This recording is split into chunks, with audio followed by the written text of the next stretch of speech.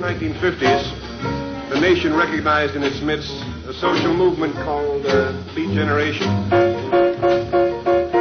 A novel titled On the Road became a bestseller, and its author, Jack Kerouac, became a celebrity, partly because he'd written a powerful and successful book, but partly because he seemed to be the embodiment of this new generation. So here he is, Jack Kerouac.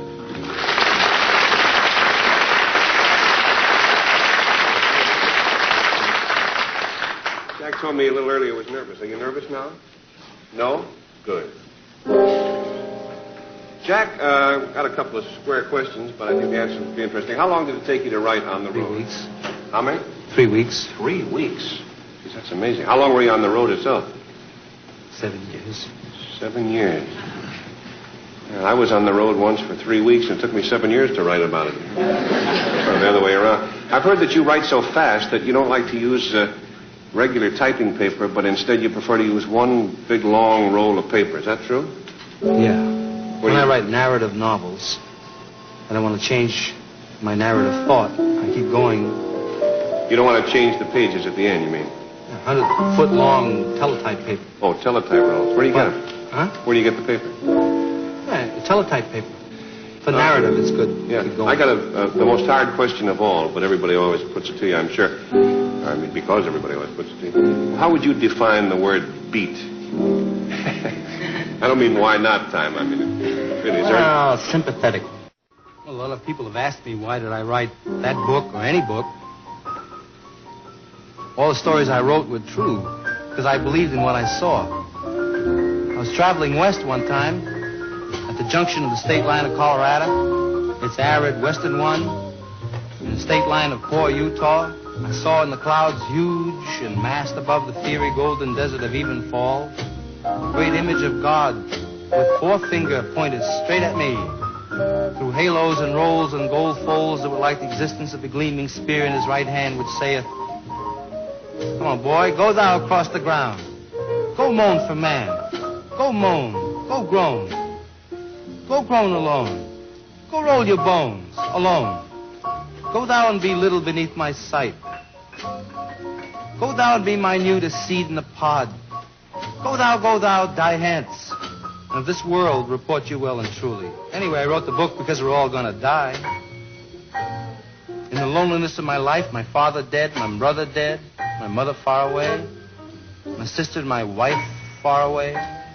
Nothing here but my own tragic hands that once were guarded by a world of sweet attention, that now are left to guide and disappear their own way into the common dark of all our death. Sleeping in me raw bed alone and stupid, with just this one pride and consolation. My heart broke in the general despair and opened up inwards to the Lord. I made a supplication in this dream. So in the last page of On the Road, I describe how the hero, Dean Moriarty's come to see me all the way from the West Coast just for a day or two. We've just been back and forth across the country several times in cars, and now our adventures are over. We're still great friends, but we have to go into later phases of our lives. So there he goes, Dean Moriarty, ragged in a moth-eaten overcoat he brought specially for the freezing temperatures of the East.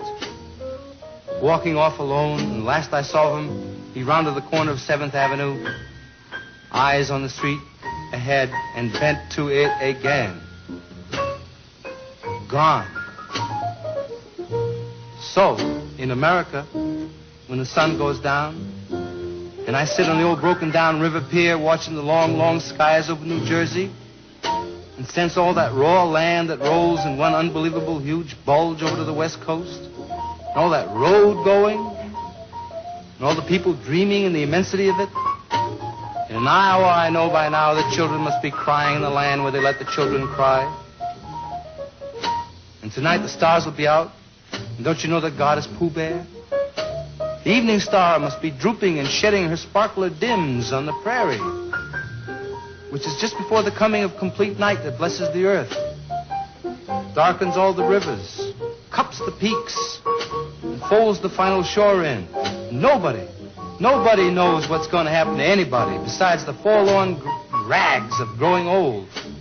Think of Dean Moriarty. I even think of old Dean Moriarty, the father we never found. Think of Dean Moriarty.